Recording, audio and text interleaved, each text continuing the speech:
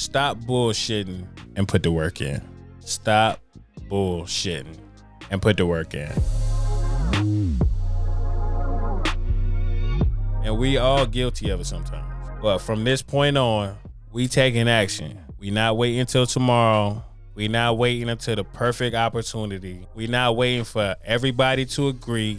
We not waiting for everybody to believe in us, because we believe in ourselves. And we about to start taking action. Sometimes our biggest fear is our own potential to be great. Now, what do I mean by that?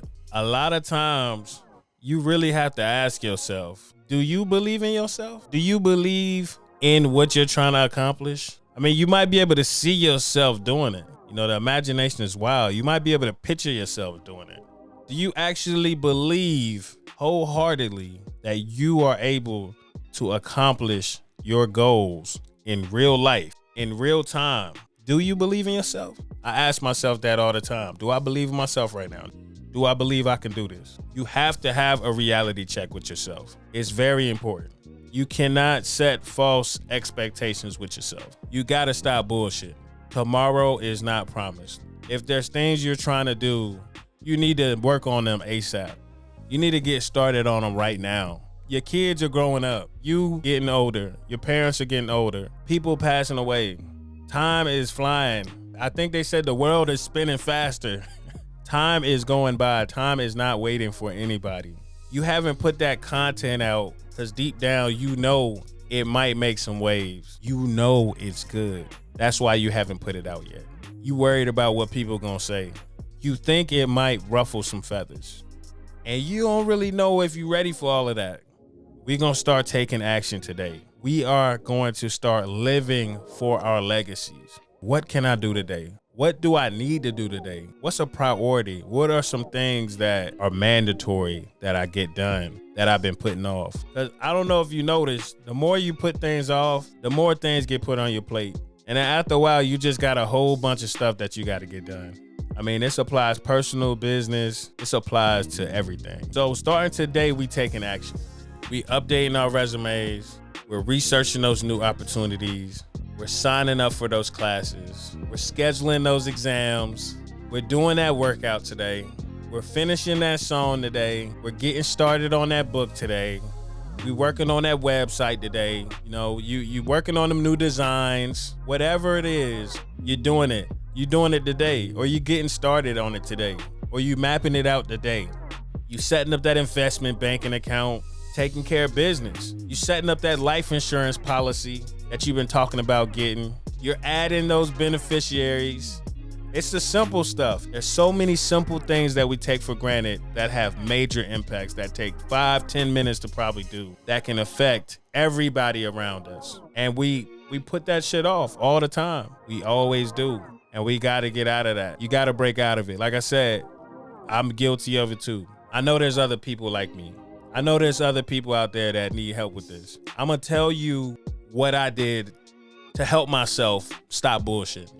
I set SMART goals. So I didn't just set broad goals. I set SMART goals. This was a concept that I learned when I was in college. It really stuck to my bones. It really resonated with me. So SMART goals: specific, measurable, attainable, realistic, and time-based. A goal that's not a SMART goal would just be saying, hey, I want to be healthy. I want to be healthier this year. That's a good goal. It's not really specific. It's not measurable. Is it attainable? Yeah, it could be attainable, but it's very broad. Is it realistic? It's realistic, I guess. But again, it's very broad. You know, I want to be healthier, and there's no time on that. When do you want to be healthier? A more specific goal would be, I want to lose weight. I want to lose 15 pounds. That's measurable. I want to lose 15 pounds. I'm going to step on the scale today, and then I'm going to work towards losing 15 pounds. So when I step on the scale a month from now, I can measure how many actual pounds I lost. So I want to make specific, measurable, and attainable goals. Attainable and realistic. So those are, to me, they're one and the same. There might be a better meaning for it, but to me, attainable and realistic, they go hand in hand. So I'm not gonna tell myself, I'm gonna lose 300 pounds by next week, because that is measurable, that's specific. Is it attainable? I don't think so. Is it realistic? Realistically, I'm not losing 300 pounds by next week. It is time-based by next week, but you can see where following these guidelines will help you kind of lock it down. A SMART goal in this sense will really be, I want to lose 15 pounds by the end of the month or within the next month. I want to lose 15 pounds in the next 30 days. That is specific, measurable, attainable, realistic, and time-based. That's how you should set all your goals. I want to create one YouTube video a week for the next 6 months. That is a SMART goal. That is very specific. It's measurable because you can just count the videos that you make each week.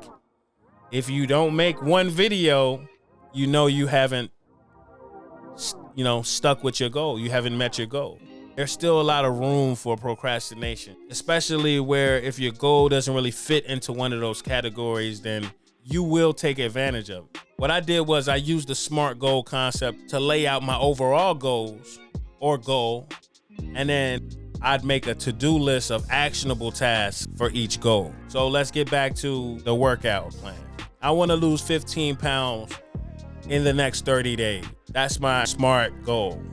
Now, my to-do list for that goal would be something like this. I would plan to work out in the mornings. That could be anything. If I work out at home, I could get up and do some push-ups. Go as detailed as you want. I'm gonna work out every morning for the next 30 days. I'm gonna cut out eating fast food at work during lunchtime for the next 30 days. What am I gonna do to compensate that lunchtime? I'm gonna fast from in the morning. I'll have a cup of tea, and I'm not gonna eat until 2:30. What am I gonna eat? I'm gonna probably have a salad. So I should probably go to the store and buy some salad ingredients, some lettuce and carrots and everything, cucumbers and everything that goes into a salad, so I can make some salads that I can eat after I'm done with my fast. I'm gonna incorporate that for my meal after I break my fast for the next 30 days. I'm gonna weigh myself in the morning and in the evening. These are just actionable items that you can do. Again, I'm not a fitness guru. This is just what I do to stop bullshitting. I set a SMART goal, and then I set actionable tasks, little bites. There was a saying that I heard a long time ago.